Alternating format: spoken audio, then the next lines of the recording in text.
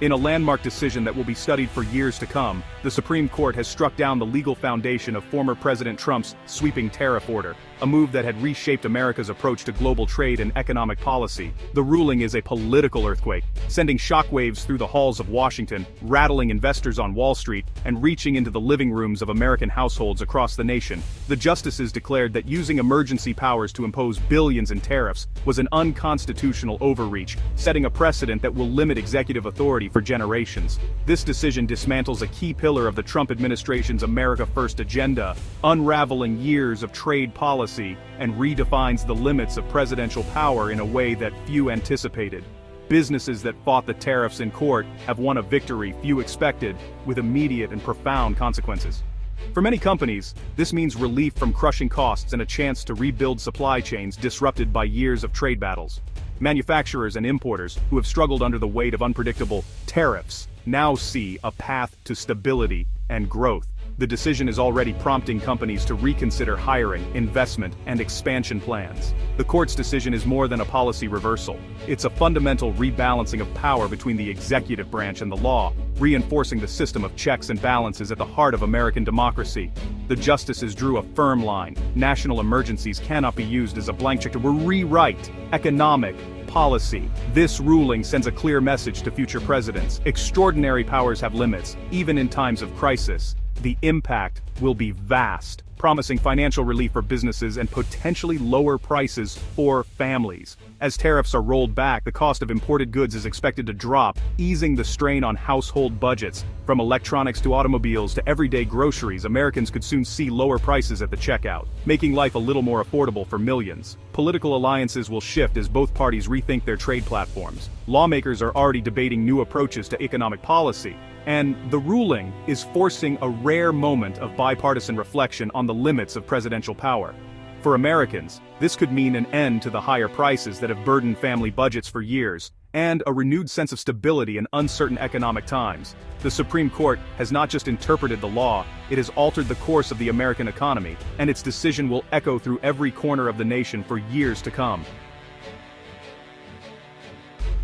To grasp the magnitude of the ruling, we must revisit the Trump tariff order, a series of aggressive trade measures launched in 2018 under the banner of national security. Heavy taxes were imposed on a vast array of imports, especially from China, targeting steel, electronics, furniture, and more. The goal: punish unfair trade practices, protect U.S. industries, and bring manufacturing jobs home. This marked a sharp break from decades of free trade policy, using tariffs as a blunt instrument instead of negotiation. Economists warn tariffs act as a tax on American businesses and consumers, raising prices and disrupting supply chains. Many companies, caught in the crossfire, faced higher costs and lost competitiveness. While some domestic producers benefited, most of the economy felt the strain. This widespread pain and the questionable legal authority behind the tariffs set the stage for the historic legal challenge. The legal battle wasn't about whether tariffs are good policy, it was about presidential authority. Businesses argued Trump misused the International Emergency Economic Powers Act, or IEPA, to impose what was essentially a massive tax. The law was meant for freezing assets during true emergencies, not for broad economic protectionism. By bypassing Congress, the administration overstepped constitutional boundaries. The Supreme Court agreed, ruling that the president's authority in foreign policy is significant, but not unlimited. The decision affirms that only Congress can impose taxes and duties, restoring vital checks and balances. Future tariffs must go through proper legal channels, not emergency declarations. The Supreme Court's landmark decision has sent shockwaves through the financial world. With a single ruling, the U.S. government now faces the possibility of refunding up to $168 billion in tariffs to American businesses, a staggering sum that could alter the nation's economic trajectory. This isn't just a number, it represents years of accumulated duties, paid under protest by companies large and small, all waiting for a moment like this to arrive. For years, these companies have shouldered the burden of tariffs, often passing costs onto consumers or absorbing losses themselves. Many filed legal challenges, hoping the courts would eventually side with them. Now, that day has come, and the financial implications are enormous. The government is now staring down one of the largest payouts in U.S. history. Not only does this mean a massive transfer of funds, but it also strips away a significant revenue stream that has helped fund federal programs and services for years. Congress is under intense pressure to figure out how to finance these refunds. The debate is fierce, with lawmakers split over whether to cut spending, raise taxes, or borrow more. The political stakes are high, and the outcome will shape fiscal policy for years. For American businesses, especially those hit hardest by tariffs, this ruling is nothing short of a lifeline. The influx of cash could help them recover from years of financial strain, invest in growth, or simply keep their doors open during uncertain times. Small and medium-sized enterprises, often the backbone of the economy, stand to benefit the most. For many, this could mean a dramatic turnaround, hiring new workers, expanding operations, or innovating in ways that were previously out of reach. While consumers won't see direct refunds, the end of these tariffs should gradually lead to lower prices on everyday goods. Over time, families may notice their grocery bills shrinking and imported products becoming more affordable. The primary beneficiaries are importers, who will see immediate relief. But, as supply chains adjust and costs fall, families across the country will also feel the positive effects in their wallets.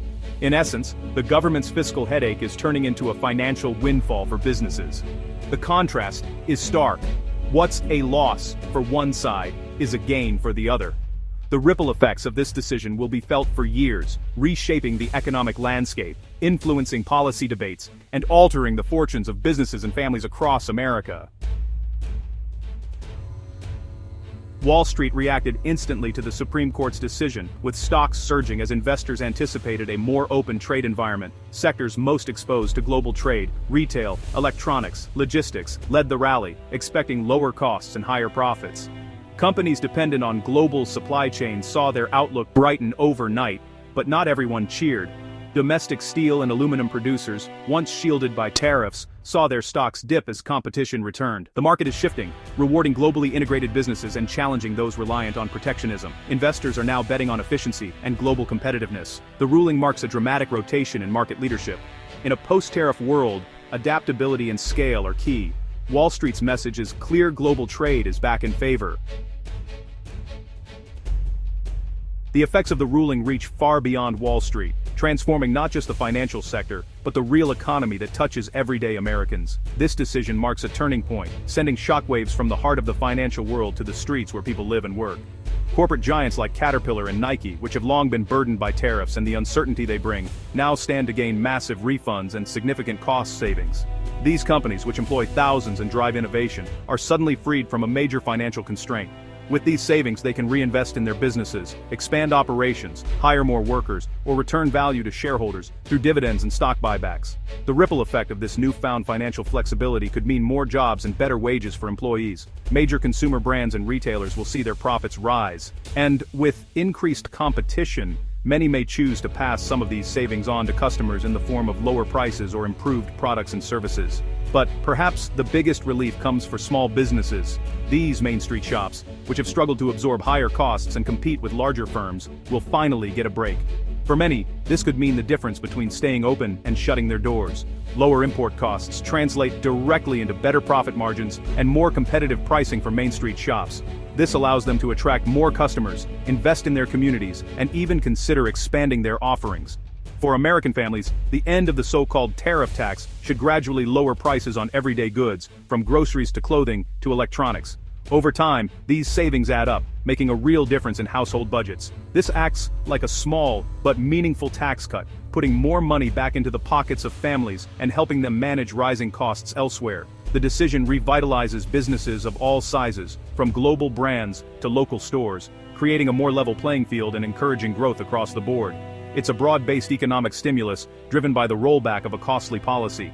As money circulates more freely, both businesses and consumers benefit, fueling further economic momentum. The benefits will ripple through communities nationwide, strengthening the economic fabric of the country and offering hope for a more prosperous future for all. The Supreme Court's ruling lands in the heart of America's age-old debate: protectionism versus free trade. Tariff supporters argued for shielding U.S. industries from unfair foreign competition, promising jobs and revival. Free trade advocates countered that tariffs hurt consumers and businesses, raising costs and stifling innovation. Studies showed the trade war failed to spark a manufacturing boom, but did provoke retaliation and economic pain. The ruling doesn't end the debate, but it makes it much harder for presidents to pursue protectionism without Congress. The battlefield has shifted. Future trade wars will require legislative approval. America's economic direction is now more firmly in Congress's hands. Beyond economics, the ruling's true legacy may be constitutional. The Supreme Court has set a precedent, sharply limiting the president's power to unilaterally impose tariffs using emergency laws. The decision restores Congress's central role in trade and economic policy. Future presidents must now negotiate with lawmakers, not bypass them. This strengthens checks and balances and ensures more transparent, deliberate policymaking. The court's message: even in emergencies, the president is not above the law. This case will be studied for generations as a defining moment for the separation of powers. The Supreme Court's decision closes a turbulent chapter and opens a new era for American trade. The government must now refund billions, while businesses and consumers adjust to a world without tariffs. Importers and the businesses they support are the clear winners, gaining relief and new opportunities. Consumers will benefit from lower prices and increased purchasing power. Domestic industries once protected by tariffs must now adapt and innovate to survive. Politically, the ruling curbs economic nationalism and reasserts the need for congressional approval on major trade moves. America returns to a rules-based, globally engaged approach to trade. The challenges of globalization remain, but solutions must now fit within constitutional boundaries. The Supreme Court has reinforced the principle that America's economic future is built on law, not emergency power. The nation's path forward is now defined by shared power and open debate.